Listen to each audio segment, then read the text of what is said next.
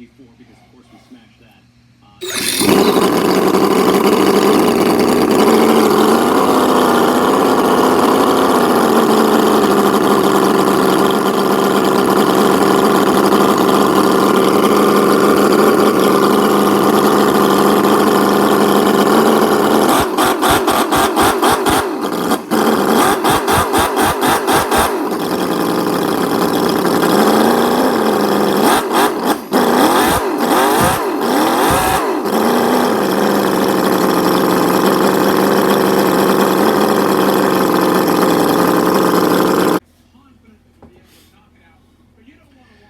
Hey guys, what's up? All right. It's Double Deuce back. So today I said I was going to upload a video on some details of the engine, the new Enjomore 78cc. We're going to go through the instruction manual that came with it. And I'm going to show you something that's normal for an engine that's just born. You hear the baby cry. A lot of black in there, a lot of chunks. And we're going to go over that. This is normal, so don't panic. So here we go, guys. Grab your favorite beverage, smoke, popcorn, whatever you want to do, and hang out with me today. So first off, here's what we're going to do. I'm going to show you this nice wooden box that this thing came in. And you'll see that it's a monster, as they say in New England here. Now, when you open the box up, your first view is going to be this right here.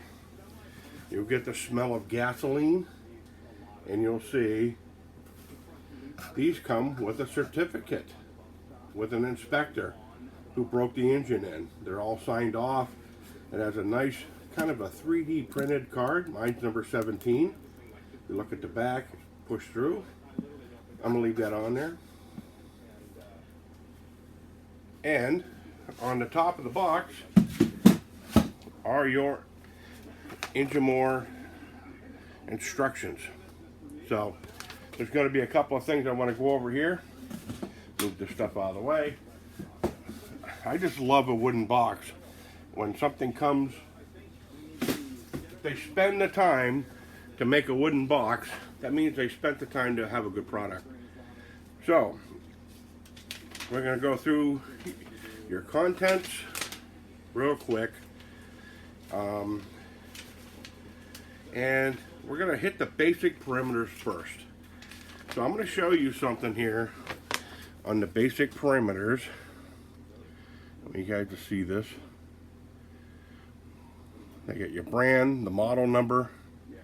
It goes all the way down to your oil requirements. So everything they do on here, they have really went above and beyond the Call of Duty to help everybody out here. They show you the left side, the right side. They show you your rotating assemblies, your distributor components. They show you the Siamese connecting rods and your lifters and valves and your crankshaft assembly up here. So we're going to go through a couple of things that I noticed that weren't in here, where the belts. Most of this stuff is plug and play. It tells you your wiring diagrams, how to start it, tuning methods, your oil change methods, and storage method. They even give you a storage method here, which is really cool. Got notes here, your spark plugs. They got troubleshooting. And then it comes down to the engine diagrams. It tells you how big the engine is. And I'll show that to you guys. Because it's pretty good size. You know, it's almost too big to cuddle. And then they show you a breakdown. And they give you their promise of their work. So they have been really good with that. with me. It takes a while to get the communications through, but they give you a parts and inventory list. Okay. And it goes on and on and on, and they're all numbered.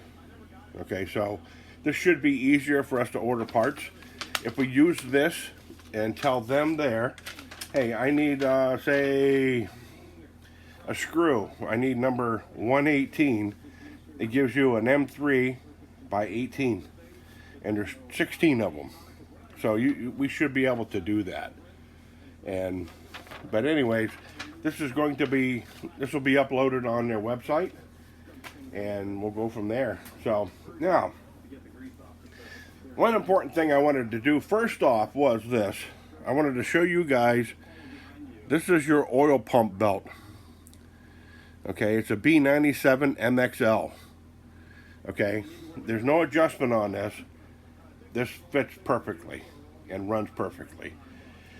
Now, the timing belt on here is a 3M belt with the big teeth.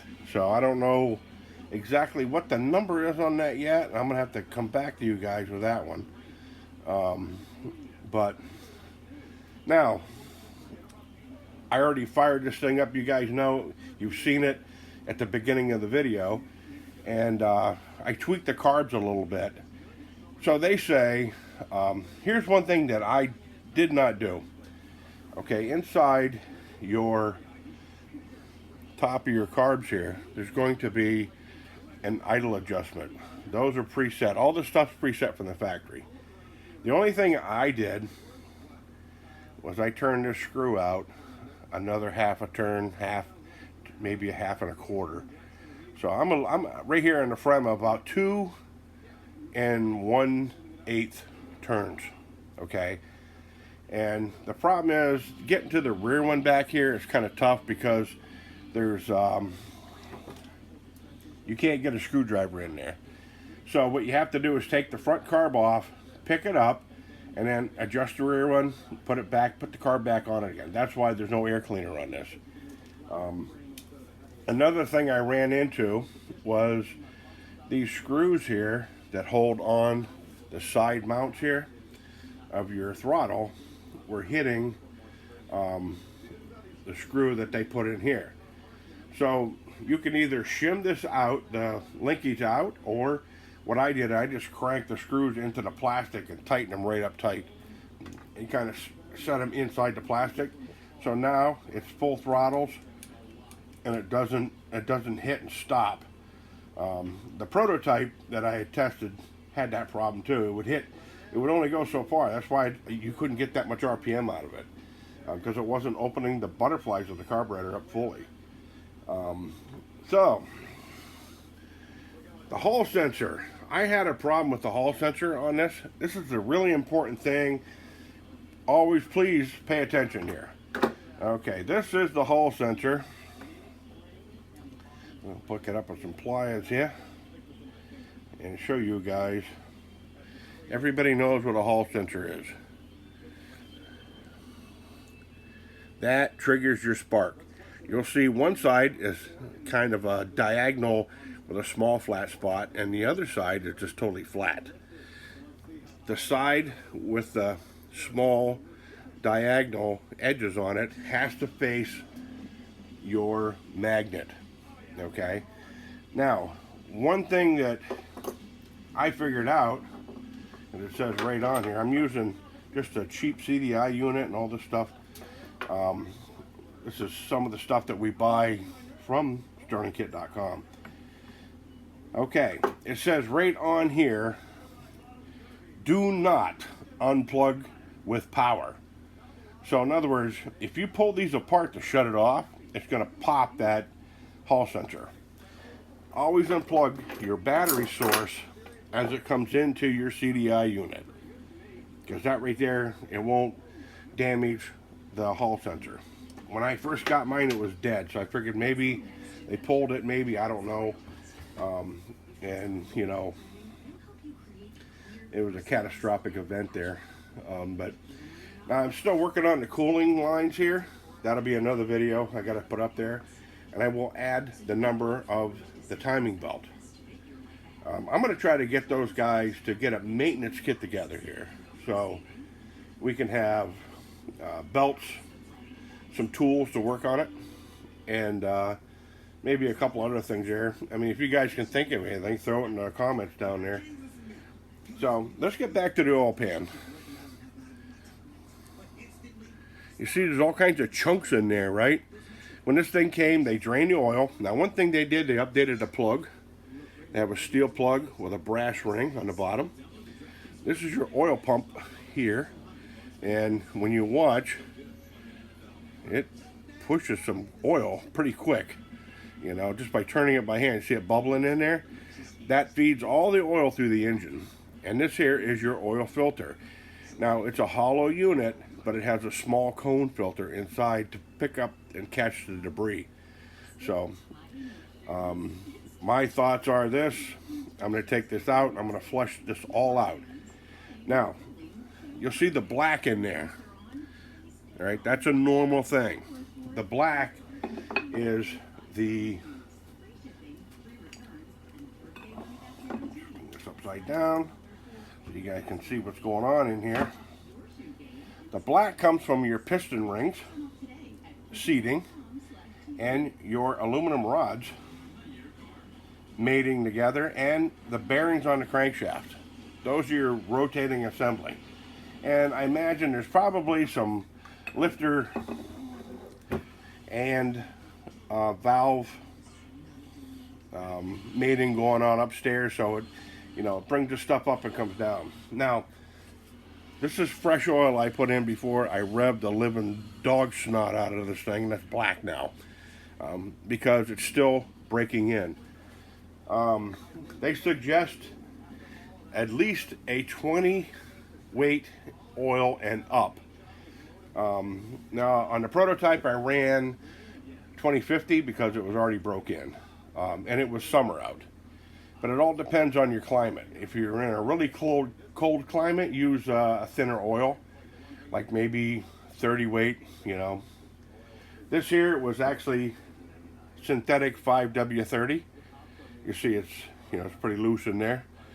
It's not real thick, because I wanted to flush the engine out, because the oil they had in it, you could tell it was 2050 because it was real thick.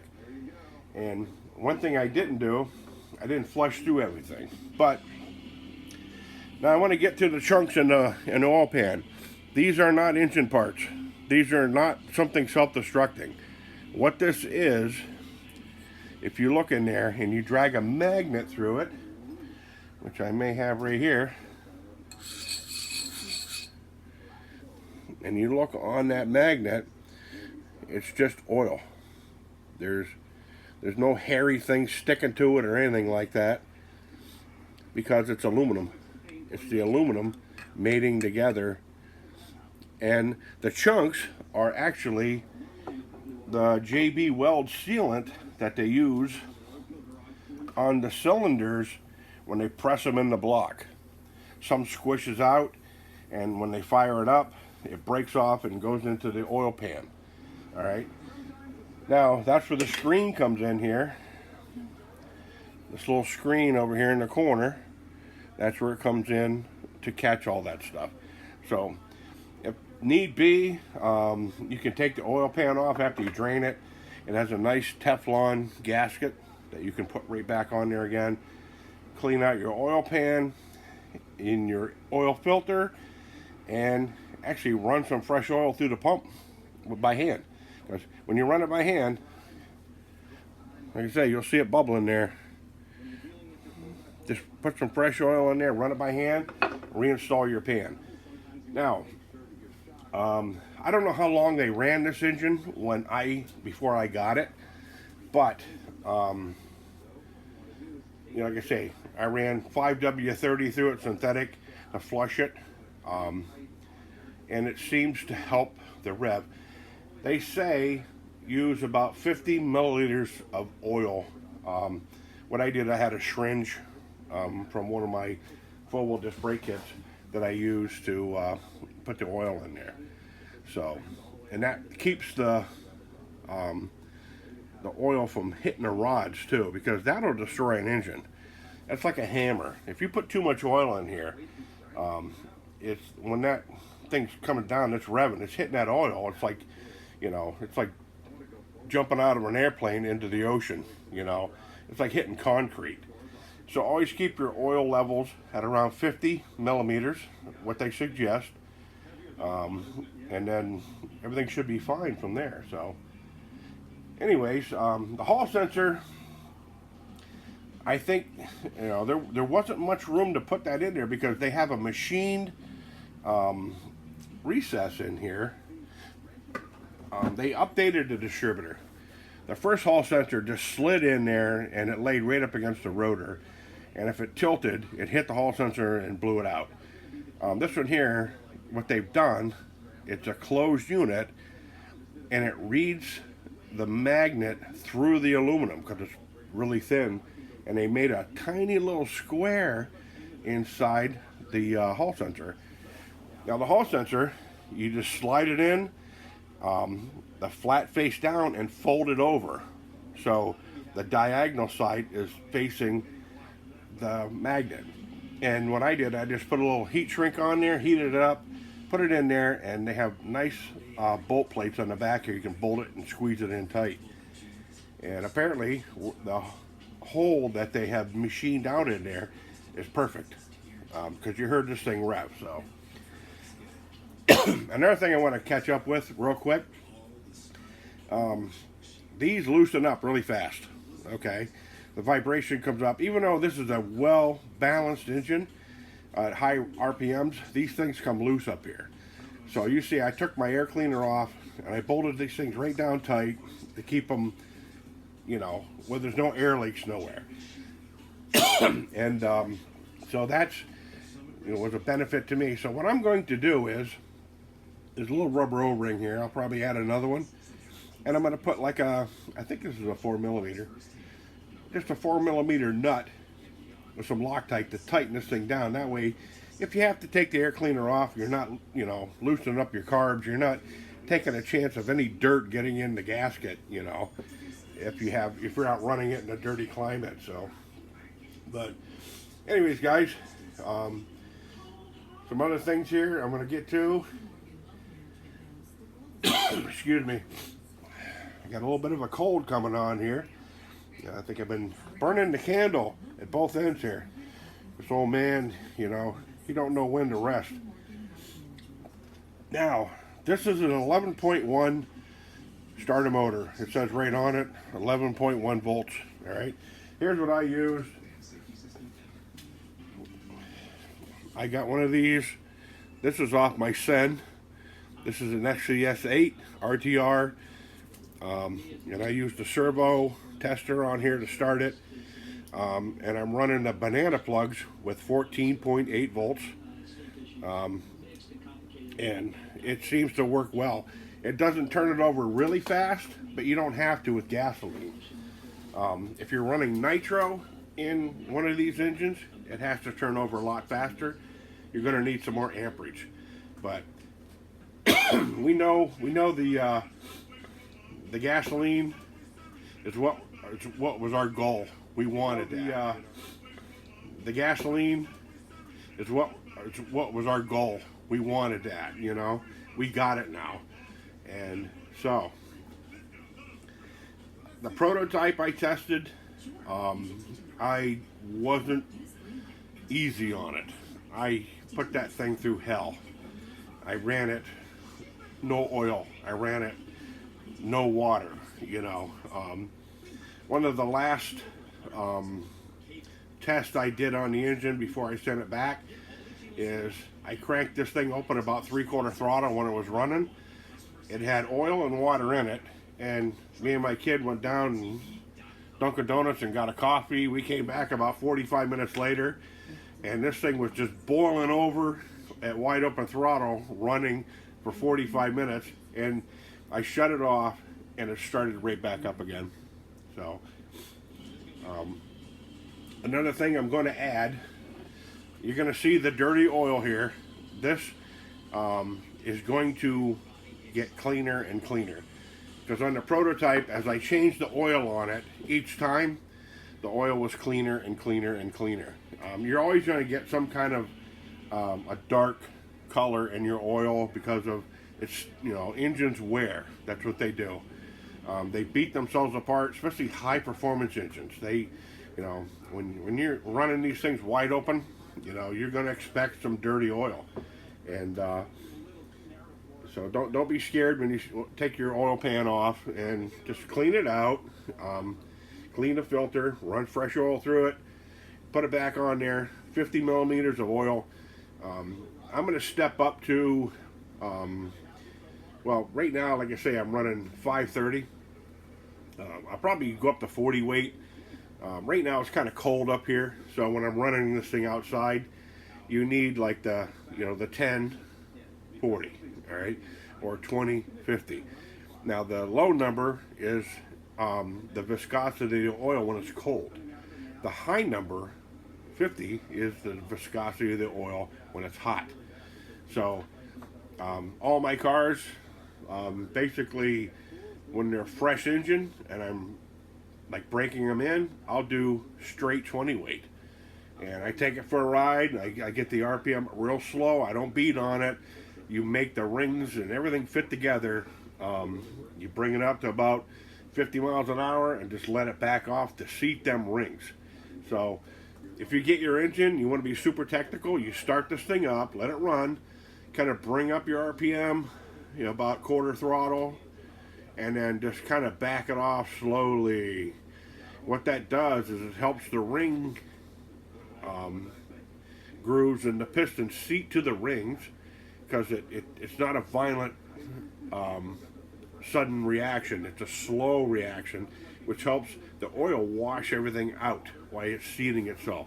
So anyways, that's it for now. Like I say, my next video will be, you know, about the timing belt and stuff. And but you know, any questions, comments, feel free to hit me up. It's this is a whole new dawning age of these engines, and you know, you could get the Cosworth engine that they sell up in, you know, Canada, Nova Scotia or something. Some guy builds one. That's about 10 grand.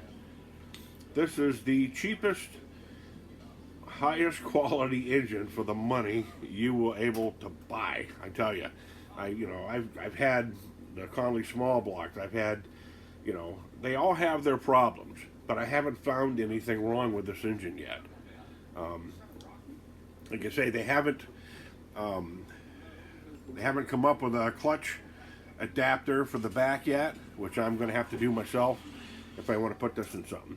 However, they did add these bosses and tap the holes, so that makes me think that they're going to have a gearbox for this thing. So I tried to look up the Conley gearboxes.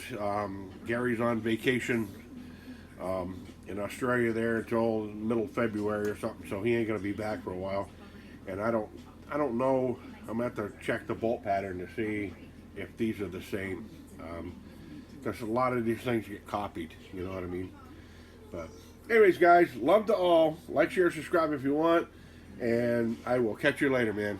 Adios.